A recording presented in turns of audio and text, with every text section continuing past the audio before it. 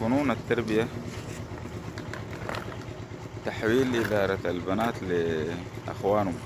يعني الزول كان ربنا رزقه ببنات وأولاد، بيقوم بيحول إدارة البنات لأخوين. يعني الأخ ده تيجي تقول لك أنا المحلات الفلانية، تقول لها كلمة فلان، عشان يغرس فيها فكرة إنها هي في النهاية إدارتها حتكون رجل، ويجب إنها تطيعه وتشتغل بتوجيهاته وكده.